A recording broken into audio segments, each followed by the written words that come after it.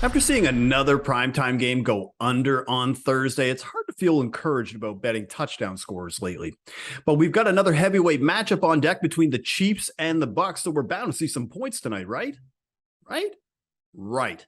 So here are my 3 touchdown score picks for Sunday Night Football, brought to you by the Action Network app. First pick is going to be McCole Hardman. I grabbed that at plus 290. I play it as low as plus 250. Now, the speedster been pretty effective in the Tyreek Hill role in Kansas City. 3 red zone targets and a touchdown so far. And from the eye test, he's looked much better than Juju Smith-Schuster or Marquez Valdez-Scantling, who have only combined for 3 red zone targets through 3 games.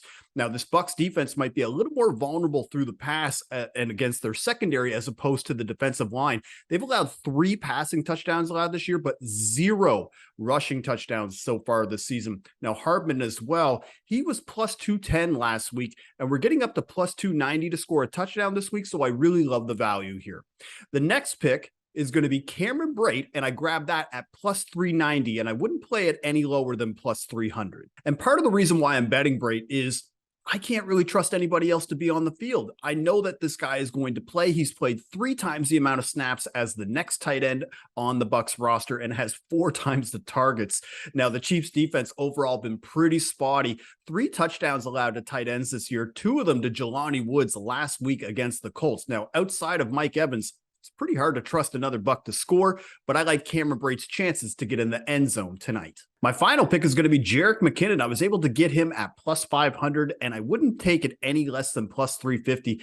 Now, I know I just said the Bucs defense is pretty strong against the run, but the value is just too hard to pass up because McKinnon is playing more snaps than Clyde Edwards-Helaire and scored in week 2 as the pass catching running back. I've seen his odds as low as plus 300 in some spots. I think it's too hard to ignore.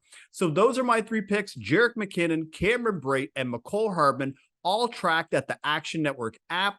Bon chance.